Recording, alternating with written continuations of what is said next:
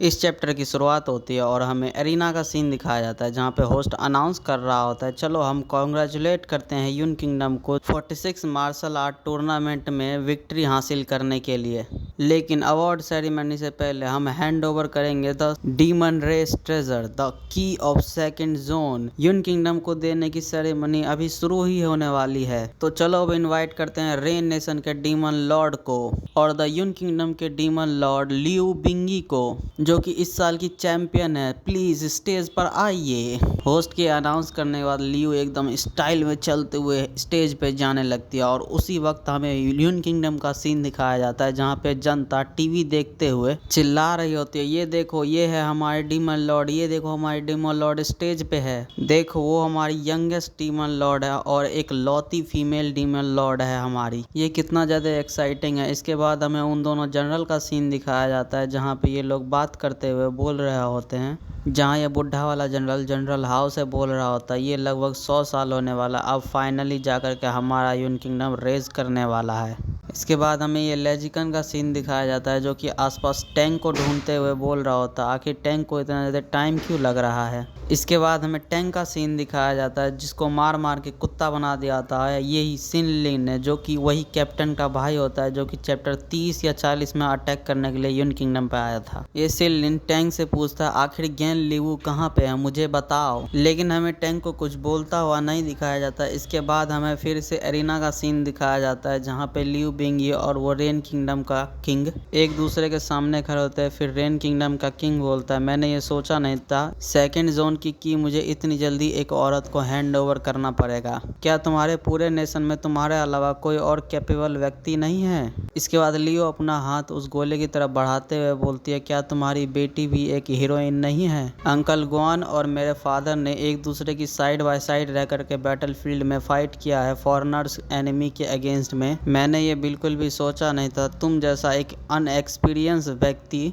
किसी को भी इतनी आसानी से जज कर देता है उसके जेंडर के हिसाब से। लियू की बात सुन के ये बुढ़ा तो कुछ बोल नहीं पाता है, लेकिन फिर ये बोलता है ये जो की है डीमन रेस का एक ट्रेजर है, ये तुम्हारे हाथों से बिल्कुल भी कभी खोना नहीं चाहिए। इसके बाद ये दोनों गोले पे हाथ रखते हैं और लियू के हाथ पे की का साइन आ जाता है। लियू अपने हाथ में बने की तरफ देखते हुए बोलते हैं तुम्हारा शुक्रिया अंकल ग्वान, मैं इसको जरूर से ही प्रोटेक्ट करूंगी। इसके बाद होस्ट अनाउंस करता है बहुत अच्छे, the key hand over ceremony बहुत अच्छे से कंप्लीट हो गई, तो अगली है अवार्ड सेरेमनी। लेकिन तभी होस्ट के जिगर का छल्ला आता है और उसकी जिगरे को छल्ली छल्ली कर देता है। इस तरफ लियू और ये किंग एकदम हैरान होते हुए बोलता है आखिर कौन है। फिर हमें दिखाया जाता है कि वहाँ पे एक A+ क्लास का डीमन वॉरियर होता है और वो एक इवल रेस का मेंबर होता है। फिर वो बंदा बोलता है चलो ऑपरेशन को शुरू करते हैं। इसके बाद वहाँ पे ऑडियंस के बीच में से बहुत सारे बंदे खड़े होते हैं जिनके अंदर एविल रेस का कीड़ा होता है और वो मॉन्स्टर्स के अंदर ट्रांसफॉर्म हो जाते हैं। अटैक को होता देख करके वुजिन भी एकदम तेजी से मूव करता है, अपनी पट्टी को फाड़ते हुए बोलता है चलो जल्दी से डीमन लॉर्ड को प्रोटेक्ट करो, इनकी प्रोटेक्शन की जिम्मेदारी पहले आती है। पीछे से प्रिंसेस भी बोलती है चलो ठीक है। इसके बाद हमें दिखाया जाता है लियू को चारों तरफ से उन मॉन्स्टर्स ने घेर लिया होता है और उन मॉन्स्टर्स में से एक मॉन्स्टर बोलता है ये उसके ऊपर है। लेकिन भाई लियू को बचाने के लिए फ्लेम नेशन का वही जनरल आ जाता है सामने और बोलता है आप चिंता मत कीजिए डीमन लॉर्ड, फ्लेम नेशन की आर्मी मरते दम तक आपको प्रोटेक्ट करेगी। लेकिन फिर हमें यहाँ से सीन शिफ्ट होकर के फैंग का सीन दिखाया जाता है जहाँ पे वो बोल रहा होता है तो इस समय पे ह्यूमन साइड जरूर से ही केओस में होगी। सिन जिन बाओ ने भी मिलिट्री को धोखा दे दिया और वेन हुआ भी मारा जा चुका है। हाओलिंगा बोलती है जब मैं पहली बार आई थी तब मेरी बॉडी वीक थी,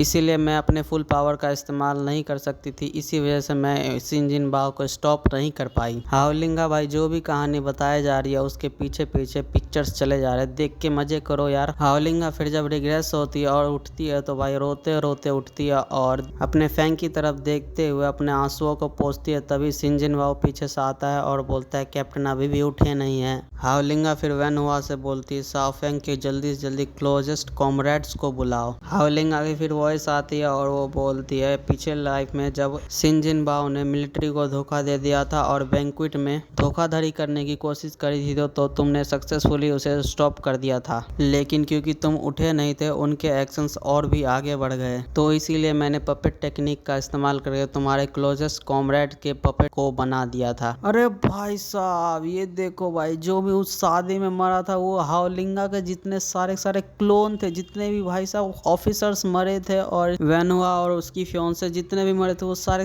पपेट थे भाई। क्या बात है, बहुत बढ़िया हाओलिंगा, बहुत बढ़िया। फिर हाओलिंगा आगे बताती है उन्होंने मुझे प्रोटेक्ट किया और तुम्हारी बॉडी को भी, और इसी के साथ हम लोग उस कैंप से भाग गए बहुत जल्दी एडवांस में। और जो शिनजिन बाओ के आर्मी की जो टारगेट था वो था यून नेशन, जो कि गेन लीवू की कंट्री थी। सो इसीलिए मैंने तुम्हारा इक्विपमेंट पीछे ही छोड़ दिया ताकि उन्हें धोखा दिया जा सके। फिर तुम जैसे ही अपने वेपन से मिलोगे तो तुम जरूर से ही अपने वेपन को अपने पास बुला लोगे। हाओलिंगा की बात सुन के फेंग एकदम खुशी में बोलता है क्या वेनुआ और बाकी सारे एकदम सही सलामत और जिंदा है? लेकिन फिर फेंग अगले ही पर हैरान होकर के बोलता है लेकिन तुम्हारे बारे में क्या, तुम्हारी बॉडी कैसी है? रेप्लिकेशन एबिलिटी का यूज करने से मेंटल पावर बहुत ज्यादा ही खत्म होता है, स्पेशली अगर तुम बहुत सारे ही क्लोन को एक साथ बनाते हो तो। हाओलिंगा हंसते हुए बोलती है तुम चिंता मत करो, हम सभी सेफ है और अभी कैपिटल में है। हाओलिंगा फिर आगे बोलती है जब मैं इस डीमन गर्ल को रेप्लिकेट कर रही थी तो मेरी पावर बहुत ज्यादा रिकवर हो गई थी, इसलिए मैंने इसमें बहुत अधिक मात्रा में अपने पावर और एनर्जी को इसमें इंजेक्ट किया था। इस बार जो मेरा ओरिजिनल प्लान था जो कि था सियानटियान को डिफीट करना और वो भी मेरे से अकेले,